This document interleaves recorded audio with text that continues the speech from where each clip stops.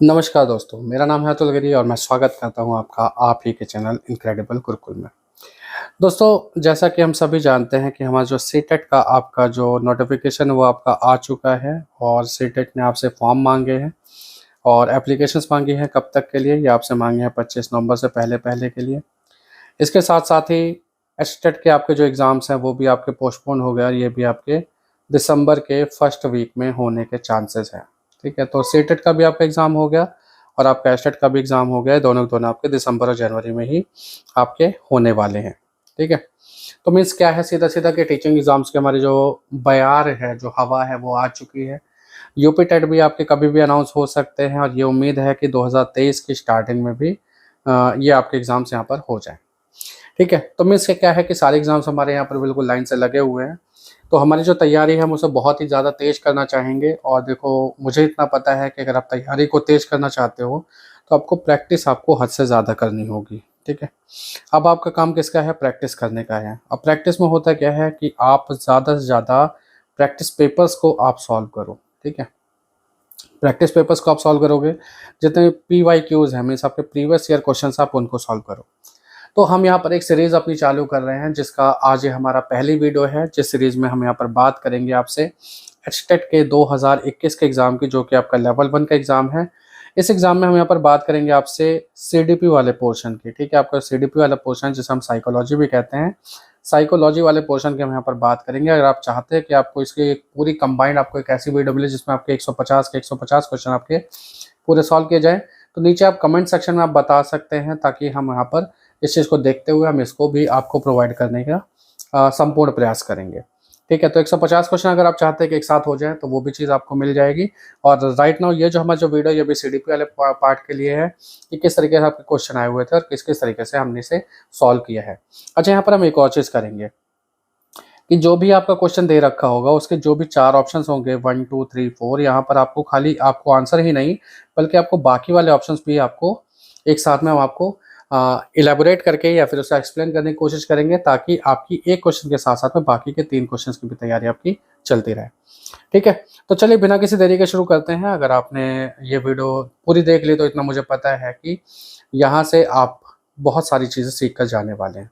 ठीक है? यहाँ पर बेसिकली 30 क्वेश्चंस नहीं है, ये आपके 120 क्वेश्चन हैं, क्योंकि 30 क्वेश्चन प्लस में 4 ऑप्शंस, तो यानी 30 × 4 आपके 120 क्वेश्चंस आपकी एक वीडियो आपको कवर करके दे देगी। तो चलो जरा यहाँ पर हम पहला क्वेश्चन देख लेते हैं और पहला क्वेश्चन क्या कहता है? ये कहता है कि रोरशाह स्याही धब्बा परीक्षण में काले और सफ़ेद कार्ड कितने हैं? हरमन रोरशाह ने जो टेस्ट किया था इंक ब्लॉट टेस्ट, जिसके अंदर में इसमें कितने कार्ड्स यूज़ होते हैं, वो हमसे पूछा गया है कि जितने भी कार्ड यूज़ होते हैं उसमें ब्लैक एंड व्हाइट कार्ड्स की संख्या कितनी है? ऑप्शन हमारे पास में है 2, 3, 4 और 5। तो देखो, ये सबसे पहले तो बात ये है कि हरमन रोशन जो इंक ब्लॉट टेस्ट दिया है उसमें टोटल मिला के 10 कार्ड्स हैं। कितने कार्ड्स हैं आपके? 10 कार्ड्स हैं, जिसमें से 5 कार्ड हैं आपके ब्लैक एंड वाइट। ठीक है, तो आपका जो आंसर है वो क्या है? वो 5 होने वाला है। लेकिन बाकी के जो कार्ड्स हैं वो कैसे हैं? 2 कार्ड्स ऐसे हैं जो कि ब्लैक भी है, वाइट भी और रेड भी है। यानी यहाँ पर 3 कलर्स का आपका यूज़ किया गया है, ब्लैक, वाइट और रेड का। और जो 3 कार्ड्स हैं वो हैं आपके मल्टी कलर। कैसे हैं वो आपके? मल्टी कलर कार्ड है, यानी बहुरंगी कार्ड है। ठीक है, तो ये भी आपसे क्वेश्चन आ जाता है, क्योंकि देखो नॉर्मली क्या होता है कि आज हमसे पूछ लिया कि काले और सफ़ेद कार्ड कितने, कल हो सकता है पूछ लिया कि हमसे बहुरंगी कार्ड कितने, मल्टी कलर कार्ड कितने हैं, तो उसका हमें आंसर पता होना चाहिए। नेक्स्ट क्वेश्चन को देखेंगे, कौन सा मनोवैज्ञानिक व्यवहारवाद से संबंधित नहीं है? व्यवहारवाद से संबंधित कौन से नहीं है? क्या वाटसन है या स्किनर है या हल है या फ्रायड है? तो यहाँ पर देखो, जो आपका जो फ्रायड है वो आपका व्यवहारवादी नहीं है, ये आपके कैसे हैं? मनोविश्लेषणवादी हैं। कैसे हैं? मनोविश्लेषणवादी मनोवैज्ञानिक हैं। इन्होंने आपको इड ईगो और सुपर ईगो की इन्होंने आपको डेफिनेशंस दी थी, थ्योरी दी थी। और इन्होंने जो अपना मनोविश्लेषणवाद जो इन्होंने सिद्धांत दिया था, इनका सिद्धांत किस पर डिपेंड था? वो साइकोसेक्सुअल पर डिपेंडेंट था। ठीक है, यानी कि मनोवैज्ञानिक और साथ ही साथ में लैंगिक। ठीक है, इन दोनों चीज़ों के ऊपर डिपेंडेंट था कार्ड।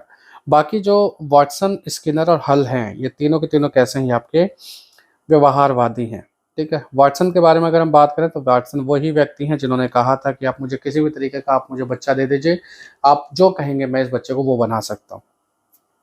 स्किनर वो हैं जिन्होंने आपको क्रिया प्रसूत अनुबंधन का सिद्धांत दिया था। ठीक है, क्रिया प्रसूत अनुबंधन का सिद्धांत दिया था। और हल वो हैं जिन्होंने आपको सकारात्मक यानी पॉजिटिव और नकारात्मक यानी नेगेटिव रीइंफोर्समेंट मीन्स आपका जो इसे हम बोलते हैं पुनर्बलन, रीइंफोर्समेंट का थ्योरी इन्होंने ही दी थी। ठीक है, यहाँ पर मैं लिख देता हूँ पुनर्बलन। पुनर्बलन सकारात्मक और नकारात्मक। सकारात्मक का मतलब होता है कि आप किसी व्यक्ति की प्रशंसा कर रहे हैं, किसी बच्चे की प्रशंसा कर रहे हैं। नेगेटिव का मतलब आप उसे दंड दे रहे हैं, आप उसे डांट रहे हैं। दंड का मतलब मारना पीटना नहीं होता है, डांटना भी दंड के तौर पर आता है। नेक्स्ट क्वेश्चन को आप देखेंगे। नेक्स्ट क्वेश्चन हमारे कहते हैं कि एरिक्सन के मनोसामाजिक विकास के सिद्धांत के अनुसार कौन सी अवस्था 6 से 12 वर्ष की आयु से संबंधित है? 6 से 12 वर्ष की आयु से संबंधित एरिक्सन का मनोसामाजिक विकास। यहाँ पर हम बात करेंगे एज की, तो सबसे पहला जो है आपका विश्वास बनाम अविश्वास। ये थ्योरी क्या है, इस थ्योरी के लिए अगर आप बोलेंगे तो मैं आपको एक सेपरेट वीडियो दे सकता हूँ। ठीक है, वो भी आप मुझे कमेंट करके बता दीजिए। अगर आप बोलेंगे तो मैं आपको इसका थ्योरेटिकल जो इसकी वीडियो है प्रॉपर की, जिसमें एरिक्सन का मनोसामाजिक से विकास का सिद्धांत है, पूरे सिद्धांत में आपको एक सेपरेट वीडियो बना के दे दूंगा। यहाँ पर हम बात करें खाली इसकी एज की। विश्वास बनाम अविश्वास जो है, इसकी एज मानी गई है 0 से 1 ईयर्स यानी कि 1 साल तक। पहल बनाम अपराध बोध ये है आपका 3 से 5 साल की एज। स्वायत्तता बनाम लज्जा एवं शंका ये आपकी 1 से 3 साल की एज मानी गई है। मीन्स आपका चौथा ऑप्शन है अध्यवसाय बनाम हीनता, ये आपका राइट ऑप्शन है। अब देखो यहाँ पे, देखो आपके बाकी के 3 क्वेश्चन भी आपके तैयार हो रहे हैं। 6 से 12 की बात कर रहा है, हमने यहाँ पर क्या बता दिया, हमने आपको 0 से 1 वर्ष वाला भी बता दिया, 3 से 5 बता दिया और 1 से 3 भी बता दिया। तो तैयारी कुछ इसी तरीके से की जाती है। अगला क्वेश्चन आप देखोगे, क्वेश्चन थोड़ा सा घुमा के दे रखा है, हमें लग रहा है कि थ्योरेटिकली है, लेकिन ये क्या पूछा है देखो, अभी बहुत ही सिंपल तरीके से पता चल जाएगा।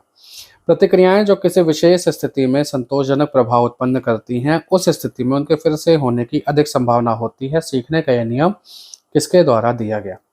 संतोषजनक प्रभाव उत्पन्न हो रहा है, हम जो भी काम कर रहे हैं, यानी यहाँ पर प्रभाव की बात की जा रही है। किसकी बात की जा रही है? प्रभाव की बात की जा रही है। मीन्स ये हमसे पूछा कि प्रभाव का नियम किसने दिया था? भाई कोई भी प्रभाव जब आपको पड़ेगा, जब आपको उससे सेटिस्फाइंग रिजल्ट मिलेंगे तो आप उस काम को बार बार करने की कोशिश करेंगे, और जब आपको रिजल्ट सेटिस्फाइड नहीं मिलेंगे तो आप उस काम को बार बार ना करने की कोशिश करेंगे। मीन्स आप उस काम को कम से कम करने की कोशिश करेंगे। तो प्रभाव अच्छा पड़ेगा तो आप उस काम को करेंगे, प्रभाव बुरा पड़ेगा तो आप उस काम को नहीं करेंगे। जो नियम है ये दिया था आपको थॉर्नडाइक ने दिया था।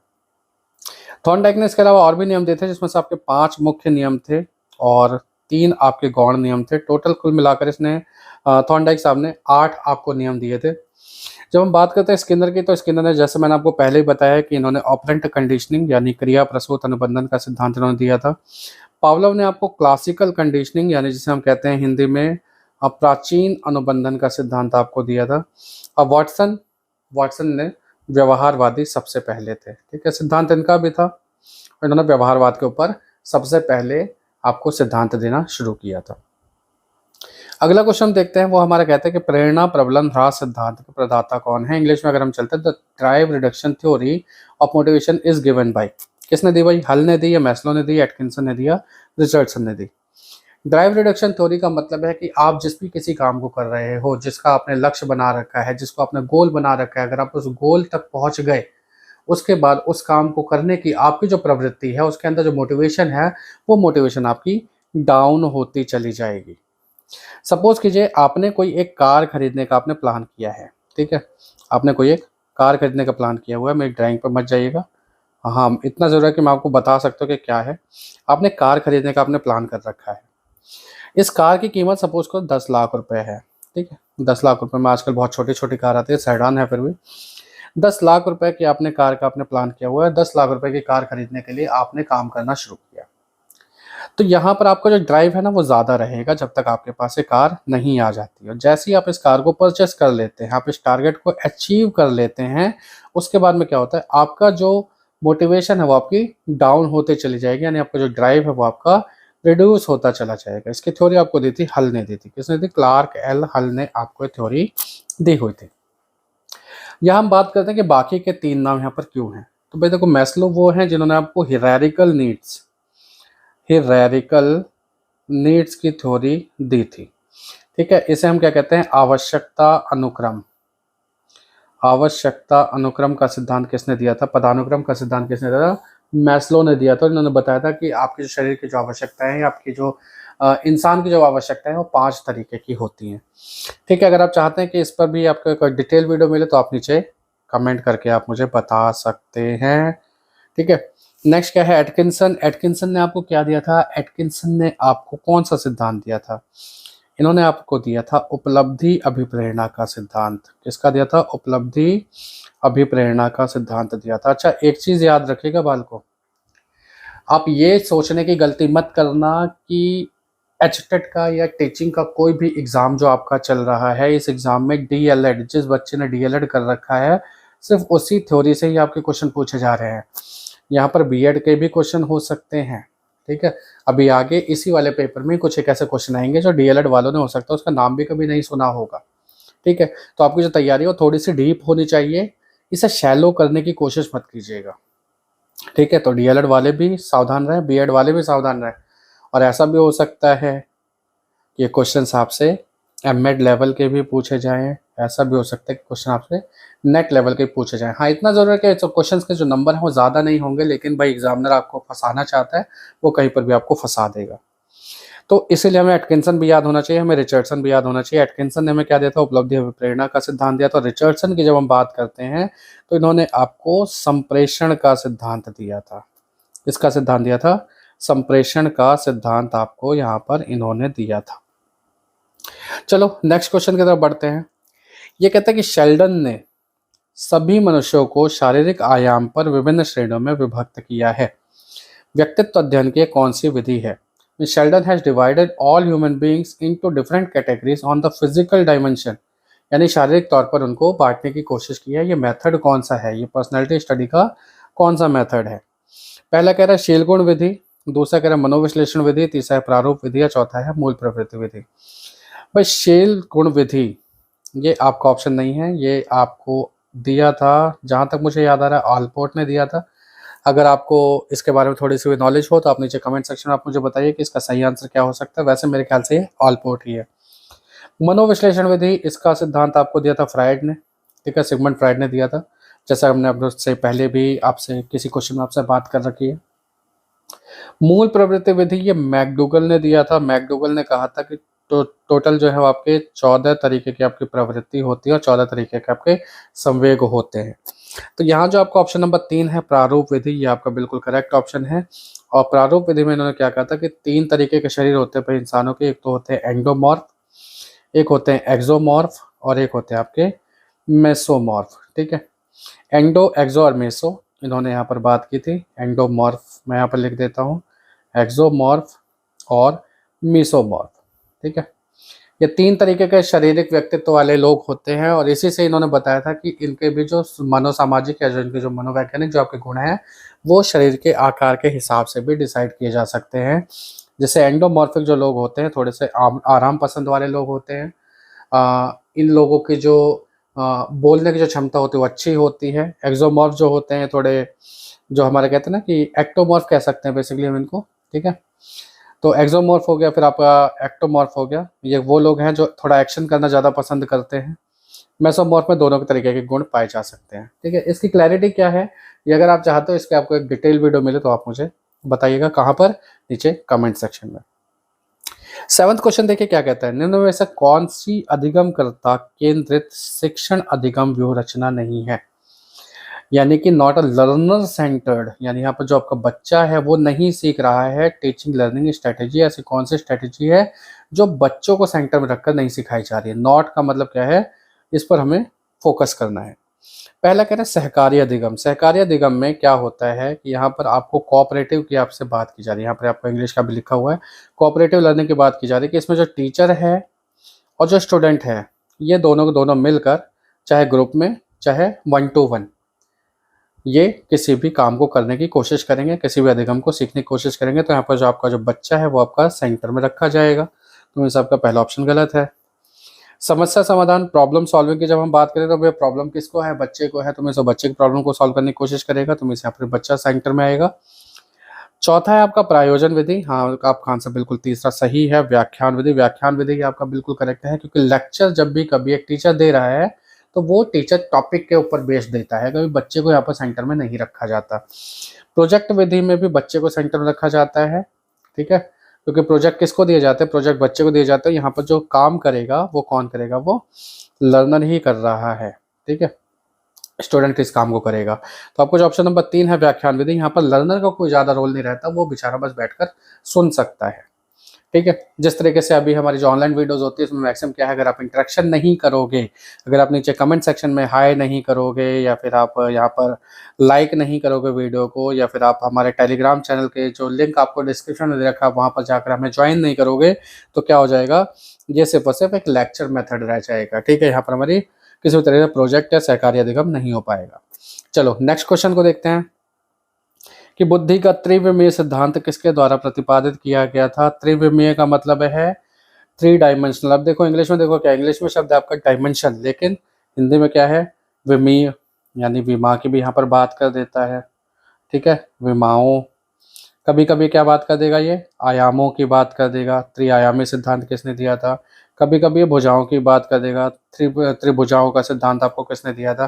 तो इंग्लिश में क्या है कि ये चेंज नहीं कर पाएगा, लेकिन हिंदी में आपको अलग अलग आपकी जो परिभाषाएं होती हैं, अलग अलग जो शब्दावली है उसका प्रयोग कर सकता है। तो इसलिए आपको दोनों लैंग्वेज के बारे में थोड़ा थोड़ा पता होना चाहिए। तो बुद्धि का त्रिविमीय सिद्धांत किसने दिया था भाई, यहाँ पर ऑप्शन हमारे पास स्टैनफोर्ड, स्टर्नबर्ग, स्पीयरमैन और गिलफर्ड। ठीक है, यानी कौन कौन है बुद्धि का त्रिविमीय सिद्धांत में, स्टैनफोर्ड है, स्टर्नबर्ग है, स्पीयरमैन है और गिलफर्ड यहाँ पर दे रखे हैं। तो इस क्वेश्चन में देखो, जो त्रिविमीय सिद्धांत है वो दिया था हमें गिलफर्ड ने दिया था, गिलफर्ड ने दिया था। और इन्होंने क्या कहा था कि 3 तरीके से चीजें चलती हैं, प्रोडक्ट, कंटेंट और आपकी ऑपरेशन। ठीक है, प्रोडक्ट, कंटेंट और ऑपरेशन मीन्स आपका उत्पाद, सामग्री और संक्रियाएं, इसके ऊपर आपकी बुद्धि काम करती है। और इन्होंने इसकी संख्या भी बताई कि प्रोडक्ट आपके 6 प्रकार के होते हैं, कंटेंट आपके 5 प्रकार के होते हैं और ऑपरेशन आपके 6 तरीके के हो सकते हैं। तो मीन्स कुल मिलाकर 180 प्रकार की बुद्धियों का निर्माण हो जाता है गिलफर्ड के अनुसार, जिसमें उन्होंने कहा था कि बुद्धि आपकी कैसे होती है, 3 डायमेंशनल होती है। ठीक है, यही हम बात करते हैं स्टैनफोर्ड की या स्टर्नबर्ग की। तो स्टर्नबर्ग ने आपको क्या दिया था, स्टर्नबर्ग ने आपको त्रिकारक सिद्धांत दिया था, बुद्धि का त्रिकारक सिद्धांत दिया था। ठीक है, त्रिकारक सिद्धांत की हम बात करते हैं या फिर हम बात करते हैं द्विकारक सिद्धांत की। ठीक है, द्विकारक सिद्धांत है या त्रिकारक सिद्धांत है, दोनों दोनों आपको किसने दिए थे, ये स्पीयरमैन ने आपको दिए थे। आई एम सॉरी, ये आपको किसने दिया, आपको स्पीयरमैन ने दिए थे। स्टर्नबर्ग और आपके बिने जो है, ठीक है, बिने, टर्मन और स्टर्नबर्ग, ये तीनों ने मिलकर आपको क्या दिया था, आपको आईक्यू का आपको थ्योरी दी थी, या फिर आपको बताया था कि आईक्यू क्या चीज़ होती है। ठीक है, यहाँ पर हमारे कौन है, स्पीयरमैन है, जिसने आपको द्विकारक सिद्धांत और त्रिकारक सिद्धांत, इन दोनों में कंफ्यूज मत होना दोस्तों। यहाँ पर 3 आयामों की बात कर रहा है, यानी 3 डायमेंशन की बात कर रहा है, वहाँ पर 3 कारक बता रहे हैं, वहाँ पर वो 3 फैक्टर्स की बात कर रहा है। तो फैक्टर्स ऑफ इंटेलिजेंस की जब बात आएगी तो आपको स्पीयरमैन का आपको नाम देना है, और अगर आप डायमेंशन की बात कर रहे हैं तो आपको गिलफोर्ड का नाम देना है। तो नेक्स्ट क्वेश्चन को हम देते हैं, वृद्धि और विकास उत्पाद है किसके। ये बहुत ही सिंपल सा क्वेश्चन आपका, वृद्धि और विकास किसके उत्पाद है, क्या ये आनुवांशिकता के हैं, वातावरण के हैं, आनुवांशिकता वातावरण दोनों के, इनमें से कोई नहीं। ग्रोथ एंड डेवलपमेंट, यानी ग्रोथ आपकी किस किस चीज़ पर निर्भर करती है, आपकी आनुवांशिकता पर भी निर्भर करती है और आपके वातावरण पर भी निर्भर करती है। और सेम ऐसे डेवलपमेंट भी होता है। तो मीन्स आपको जो ऑप्शन नंबर 3 है ये आपका बिल्कुल करेक्ट ऑप्शन हो जाता है। ठीक है, ग्रोथ और डेवलपमेंट में जब भी कभी क्वेश्चन आते हैं तो इसी टाइप के आते हैं। ये क्वेश्चन आपका मोस्ट इंपॉर्टेंट क्वेश्चन जिसे हम कह सकते हैं, आप इस पर स्टार लगा सकते हैं। ये क्वेश्चन आपसे अक्सर पूछ लिया जाता है। नेक्स्ट क्वेश्चन को हम देखते हैं कि निम्नलिखित कारकों में से कौन सा बच्चों के शारीरिक विकास को प्रभावित करता है।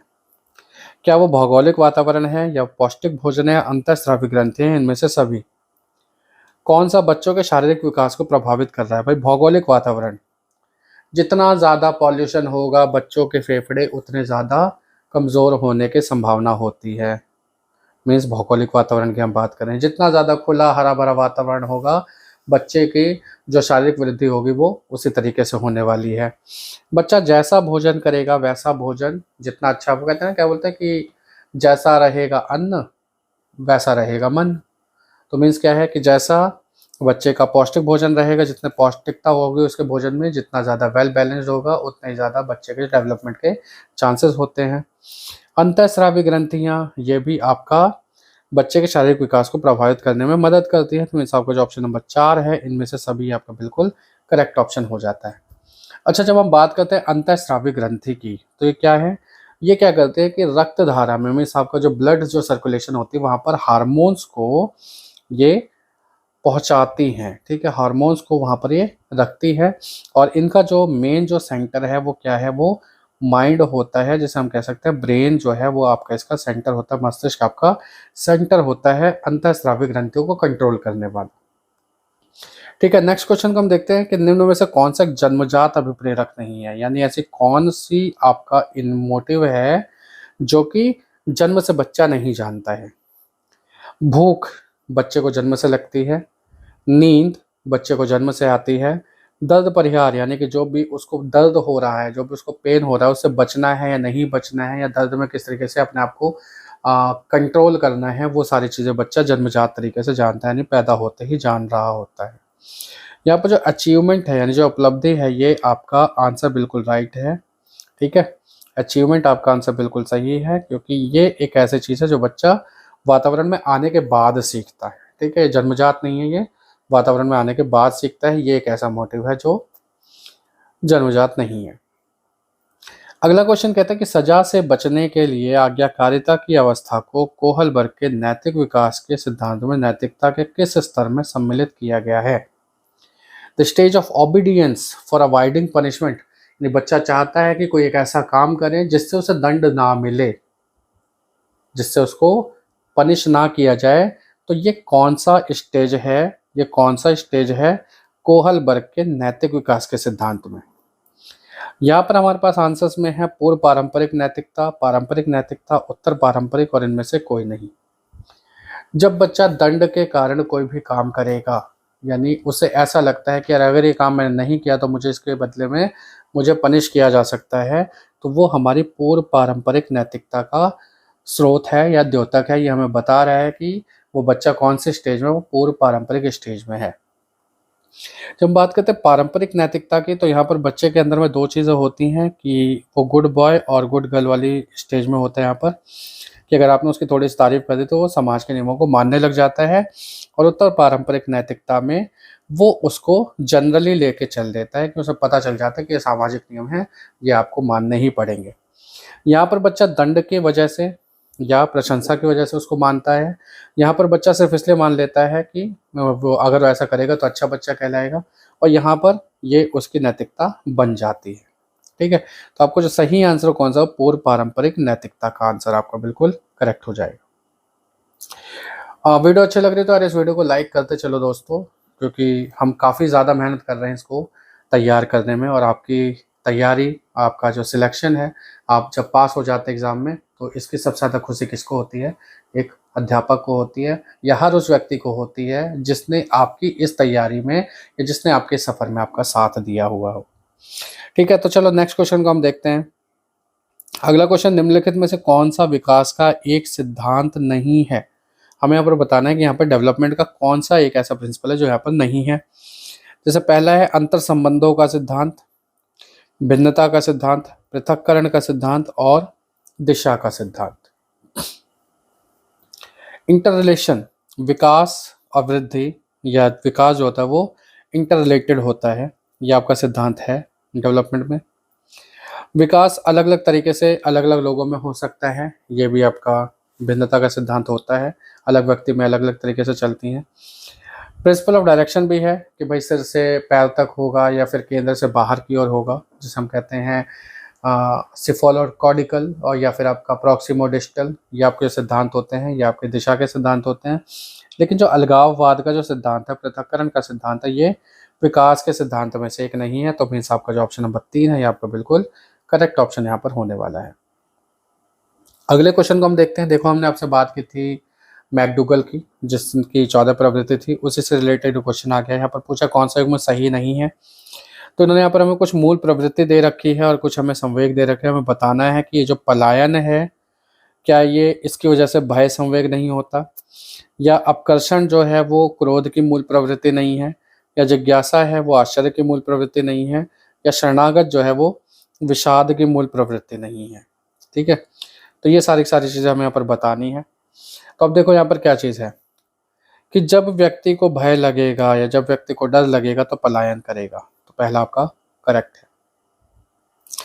जब व्यक्ति को आश्चर्य होता है तो उसके अंदर जिज्ञासा आती है, ये भी ठीक है। या जब वो बच्चा या व्यक्ति जब वो जिज्ञासा होती है, उसके अंदर कोई क्यूरोसिटी होती है, तो उसे आश्चर्य होता है।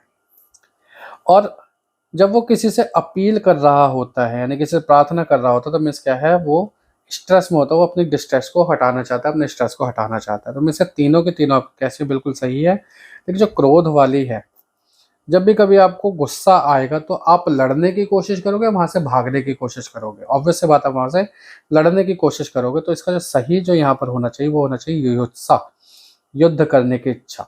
ठीक है, तो ये आपका बिल्कुल यहाँ पर आपका गलत है और इस ऑप्शन में ये हमारा बिल्कुल ठीक है। तो मीन्स आपका जो ऑप्शन नंबर 2 है वो आपका बिल्कुल करेक्ट होगा। मूल प्रवृत्ति की अगर हम बात करें तो मैकडोगल ने 14 तरीके की आपकी मूल प्रवृत्ति बताई थी, जिसमें से 4 ये आपके सामने है, बल्कि इनफैक्ट 5 आपके सामने है। ठीक है, अगर आप चाहते हैं कि इसकी आपको एक डिटेल वीडियो मिले तो आप नीचे कमेंट में बताइएगा, वहां पर मैं आपको ये बता दूंगा कि वीडियो आपको कब मिलने वाली है। नेक्स्ट क्वेश्चन कहता है कि एक शिक्षक ने विद्यार्थियों को पढ़ाया कि गर्ल का बहुवचन गर्ल्स होता है, और इस अधिगम के साथ विद्यार्थी वुमेन का बहुवचन वुमेन्स बनाते हैं। यह किस प्रकार के अधिगम हस्तांतरण का एक उदाहरण है। यानी टीचर ने तो आपको बताया कि गर्ल का जो आपका बहुवचन होता है, यानी उसका जो जेंडर सॉरी आप जब उससे नंबर चेंज करते हैं, प्लूरल जो होगा वो गर्ल्स हो जाएगा। तो उसने सेम ऐसे बनाया, वुमेन का वुमेन्स बना दिया, इसको जनरलाइज कर दिया, इसको सामान्यकृत कर दिया। तो देखो वैसे ग्रामेटिकली अगर आप देखोगे तो ये लॉजिकली सही है, लेकिन ग्रामेटिकली आपका गलत है। तो इस तरीके का जो हस्तांतरण हुआ या जो जिस भी तरीके का आपका अधिगम जो इसने चेंज करने की कोशिश की, क्या कर रहा है, ये उस व्यक्ति के सीखने में बाधा उत्पन्न कर रहा है। ठीक है, तो जब भी कभी सीखने में कोई गलती होगी या कोई बाधा उत्पन्न होगी तो कैसा होगा, ऋणात्मक हस्तांतरण होगा। ठीक है, जो ट्रांसफर होगा वो कैसा होगा, वो ऋणात्मक होगा। यहाँ पर हम बात करें धनात्मक की, तो धनात्मक में क्या होता है कि कोई व्यक्ति जो साइकिल सीख रहा है वो अचानक से स्कूटर सीखने लग जाए, तो उसने जो साइकिल सीखने में जो बैलेंस बनाने की प्रक्रिया सीखी है उसे वो स्कूटर में यूज़ कर पाएगा। और यही अगर वो बाइक चलाना सीख रहा है और उसके बाद उसने कार चलानी सीख ली, तो क्या हो जाएगा, उसका पॉजिटिव वो उसका ट्रांसफ़र ऑफ लर्निंग हो जाएगा। कैसा हो जाएगा, पॉजिटिव ट्रांसफ़र ऑफ लर्निंग, क्योंकि यहाँ पर क्या है कि उसने जो ब्रेक लगाए हैं, जो एक्सीलरेटर लगाए हैं, जो क्लच उसने दबाया है, उसका वो यूज़ वहाँ पर कार में भी करने वाला है। ठीक है, तो पॉजिटिव होता है, यहाँ पर नेगेटिव है क्योंकि यहाँ पर एक उसकी बाधा उत्पन्न हो गई है, उसे पता चल गया कि ये काम कहीं ना कहीं गलत हो सकता है। ठीक है, तो जब आप चीज़ों को ज़्यादा जनरलाइज कर दोगे तो मैक्सिमम टाइम पर तो वो आपका साथ दे देती है, लेकिन काफ़ी ऐसा समय होता है जहाँ पर वो आपकी नेगेटिव टाइप होती है ट्रांसफर ऑफ लर्निंग में। नेक्स्ट क्वेश्चन आपका कहता है कि बच्चों में सृजनात्मकता का विकास करना विकास के किस आयाम से संबंधित है। आप चाहते हैं कि बच्चे के अंदर में क्रिएटिविटी आए, क्या आए, क्रिएटिविटी आए। क्रिएटिविटी, सृजनात्मकता आएगी तो कैसी आएगी, क्या वो शारीरिक होगी या मानसिक होगी, सामाजिक होगी, नैतिक होगी। ऑब्वियस बात है मानसिक होगी। कैसे होगी, मानसिक होगी, क्योंकि जब आप बच्चे में आप क्रिएटिविटी का आप डेवलपमेंट करने की कोशिश कर रहे हैं, मतलब आप उसके मस्तिष्क को डेवलप करने की कोशिश कर रहे हैं। अगला प्रश्न आपसे कहता है कि निम्न में से कौन सी व्यक्तित्व मापन की एक प्रक्षेपी तकनीक है। प्रक्षेपी का मतलब यहाँ पर प्रोजेक्ट कर रहे हो आप चीज़ों को, क्या कर रहे हो, आप प्रोजेक्ट कर रहे हो किसी चीज़ को। प्रोजेक्ट करने का क्या मतलब होता है, मैं आपको बता दूं, पहले आप इसका ऑप्शन देखो। ऑप्शन में है क्या, खेल और ड्रामा, साक्षात्कार, आत्मकथा और अवलोकन। यानी मापन की एक प्रक्षेपी तकनीक है, यानी कि आपने सामने वाले के ऊपर अपना एक तीर छोड़ दिया है, अब आप उसको ऑब्जर्व कर सकते हो कि वो किस तरीके से उस पर बिहेव कर रहा है और उसकी एक सही छवि निकल के सामने आएगी। ठीक है, तो आप देखो साक्षात्कार जब आप कर रहे हो, इंटरव्यू जब आप कर रहे हो, तो ये आपकी प्रोजेक्टिव नहीं है, ये कैसा मेथड है, आपका डायरेक्ट मेथड है। आत्मकथा आप लिख रहे हो तो कैसी आपकी इनडायरेक्ट है ना। अवलोकन कैसा है, ये भी आपका इनडायरेक्ट और डायरेक्ट दोनों हो सकता है। तो यहाँ पर प्रोजेक्टिव नेचर तो किसी में भी नहीं आ रहा है। अच्छा, इन तीनों की देखो एक और समानता है। इंटरव्यू जब भी कभी आप किसी का लेते हो तो इंटरव्यू जो होता है, जो इंटरव्यू ही है मीन्स जो साक्षात्कार लेने वाला है जो देने वाला है, दोनों दोनों अपने आप को बचा कर रख सकते हैं और रक्षात्मक हो सकते हैं। तो ऐसा नहीं है कि वो सारे के सारे सवालों के जवाब को सही ही दे, हो सकता है वो गलत दे दे। तो यहाँ पर जो आपका जो जिस वजह से आपने उस साक्षात्कार को करने की कोशिश की थी, जो भी चीज़ आप जानने की कोशिश कर रहे थे, वो आप यहाँ पर नहीं कर पाएंगे पूरी तरह से। आत्मकथा बायस्ड हो सकती है। भाई मैं अपनी गलतियां मैं बताना चाहूंगा, लेकिन मैं उसे हो सकता है वो उसे कम करने की कोशिश करूं। ठीक है, ये हो सकता है ना कि सपोज करो कि मैंने बचपन में पापा की जेब से 5 रुपए चुराए थे, है ना।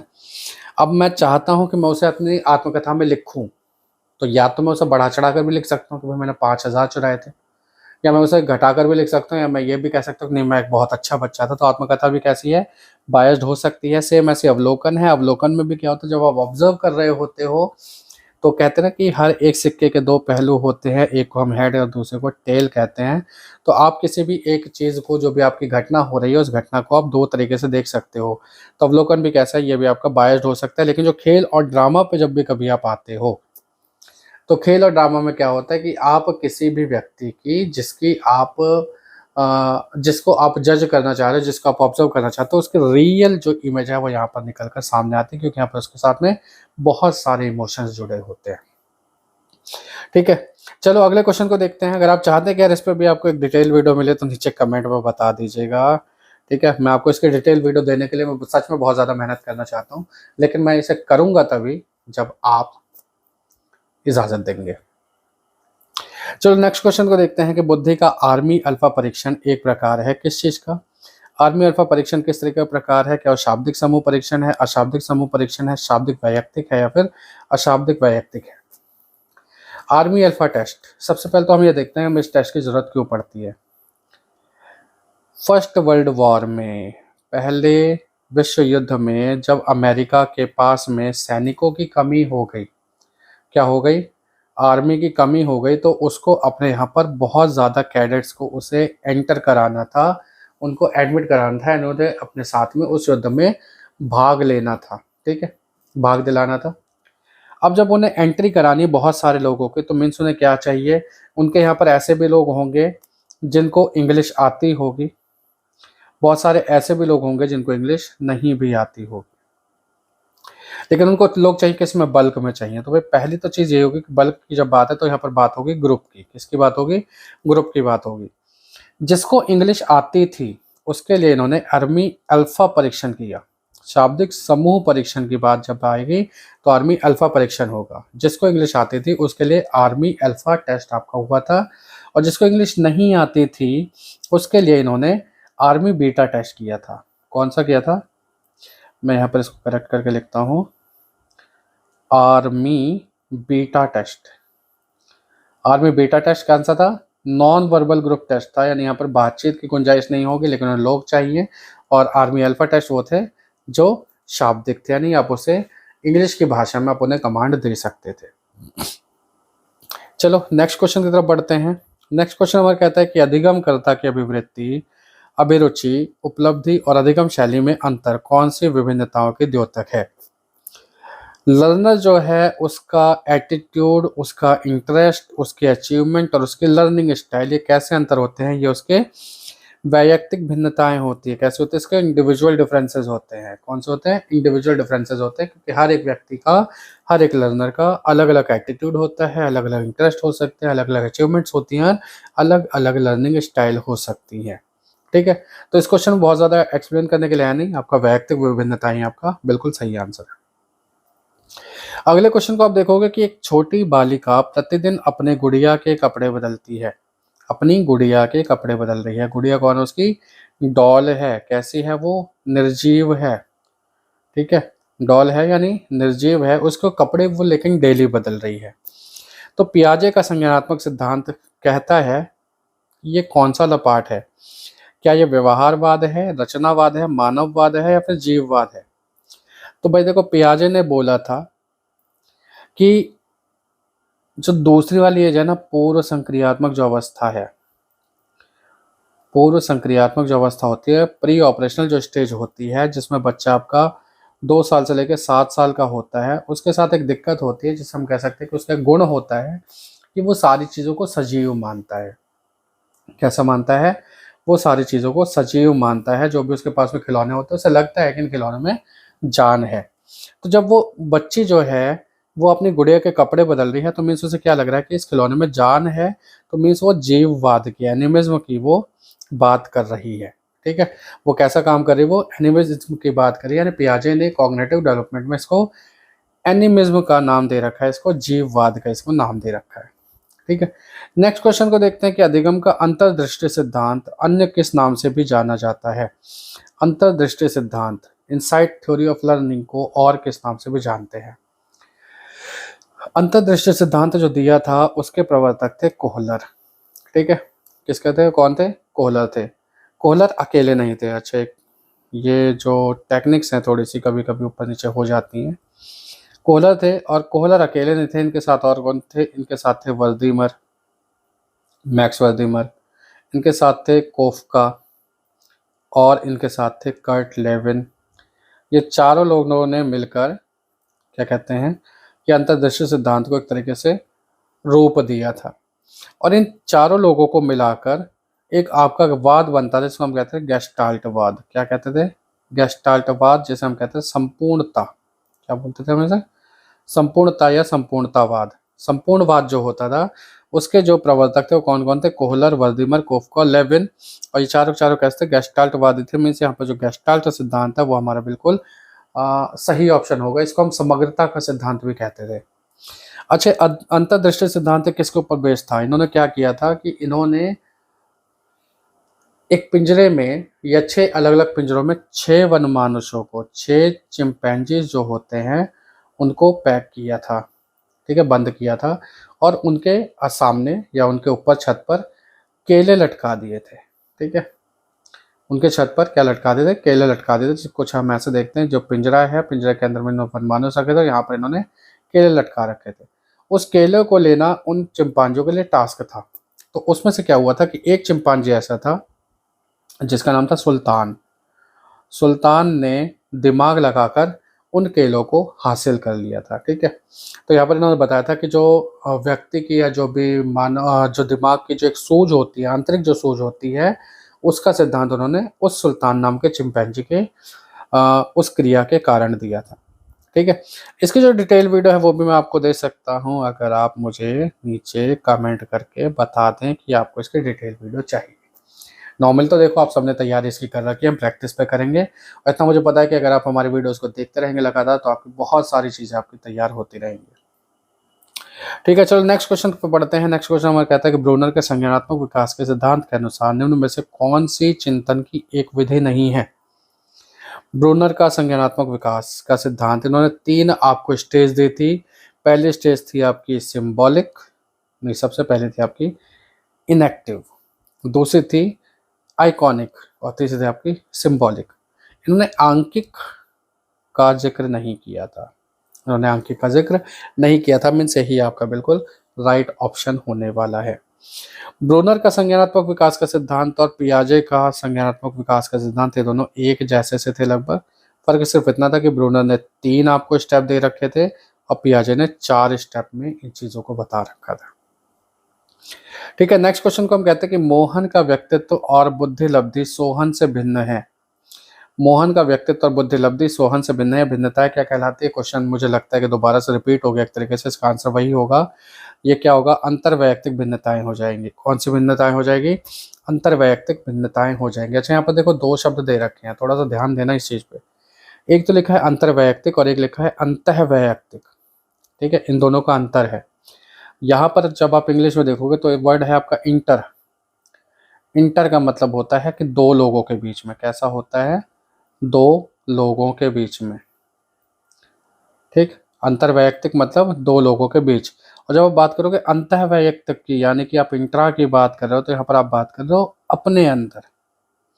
किसकी बात कर रहे हो आप, अपने अंदर की बात कर रहे हो। तो जब भी कभी इंट्रा की बात होगी मीन्स अपने अंदर, और इंटर की बात होगी तो 2 लोगों के बीच में। यहाँ पर कौन है, मोहन और सोहन 2 लोग हैं। तो आपका जो ऑप्शन नंबर 1 है वो आपको बिल्कुल करेक्ट ऑप्शन होगा। अगला क्वेश्चन आपका कहता है कि कौन सा कार्य टॉरेंस के सृजनात्मक परीक्षण से संबंधित नहीं है। अब देखो टॉरेंस जो नाम, जो मैंने आपको शुरुआत में बोला था कि ये डीएलएड नहीं, ये आपका बीएड के सिलेबस में से है। ठीक है, तो टॉरेंस का सृजनात्मक परीक्षण से संबंधित कौन सा नहीं है? इसने कहा है असाधारण उपयोग संबंधी कार्य, या युग्मों के मध्य नवीन संबंध से संबंधित कार्य, उत्पाद उन्नति संबंधी कार्य, और पूछ और अनुमान लगाओ संबंधी कार्य।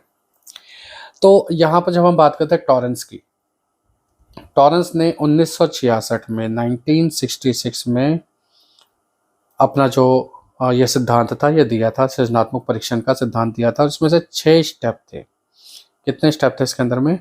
6 स्टेप्स थे। और उस स्टेप में से युग्मों के मध्य नवीन संबंध से संबंधित कार्य का जिक्र नहीं था। ठीक है, क्या है? इसका जिक्र नहीं था, मीन्स यही हमारा राइट ऑप्शन है। बाकी अनयूजुअल यूजेस, आपके रिलेटेड टास्क जो थे आपके, यानी कि आपको एक ऐसा परीक्षण दिया गया था कि जिसके अंदर आप किसी एक पर्टिकुलर चीज़ के आप यूनिक आप उसका टास्क बता सकते हो। उत्पाद उन्नति संबंधी कार्य, यानी आप उस पर्टिकुलर चीज़ के क्या क्या कार्य हो सकते हैं आप वो बताते हो। और मान लो वाले जितने भी क्वेश्चन थे वो उसके आप परीक्षण जो होते हैं, जो आपसे इंटरव्यूज आपसे पूछ रहा होता है। कई बारी आईएएस पीसीएस के एग्जाम्स में आपसे जो क्वेश्चन पूछे जाते हैं, जहाँ पर आपके सामने आ जाती है मान लो वाली जो कंडीशन आती है, उसके जनक के कौन थे? वो टॉरेंस ही थे। ठीक है, टॉरेंस ने ही सृजनात्मक परीक्षण की बात यहाँ पर की हुई थी। आप इसके एक डिटेल वीडियो चाहते हो तो अगेन कमेंट सेक्शन में नीचे बता दीजिएगा।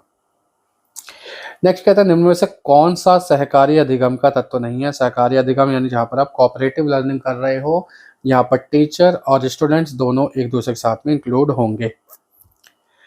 तो बड़ा समूह अगर होगा, या विद्यार्थियों की अंतःक्रिया होगी, या अन्योन्याश्रितता जिसे हम इंटरडिपेंडेंस कहते हैं, और वैयक्तिक और सामूहिक जिम्मेदारी, ये 4 चीज़ें यहाँ पर है। तो इसने पूछा कि कौन सा एलिमेंट नहीं है कोऑपरेटिव लर्निंग में।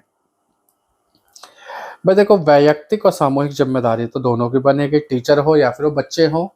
यहाँ पर कोऑपरेटिव लर्निंग जब होगी तो दोनों की जिम्मेदारी बनती है। इंटरडिपेंडेंस, दोनों एक दूसरे के ऊपर डिपेंड रहेंगे। अगर इंटरेक्शन नहीं होगा स्टूडेंट का तो चीज़ गलत हो जाएगी। लेकिन बड़ा समूह, अगर बड़ा समूह होता, या बड़ा समूह अगर इसका सच में एलिमेंट होता, तो हमें ये कोऑपरेटिव लर्निंग कराने की ज़रूरत ही क्यों पड़ती? बच्चा क्लास में सीधे सीधे नहीं सीख जाता। तो मीन्स आपको जो बड़ा समूह आपका बिल्कुल राइट आंसर है, क्योंकि यहाँ पे इसने क्या कहा है? नहीं है।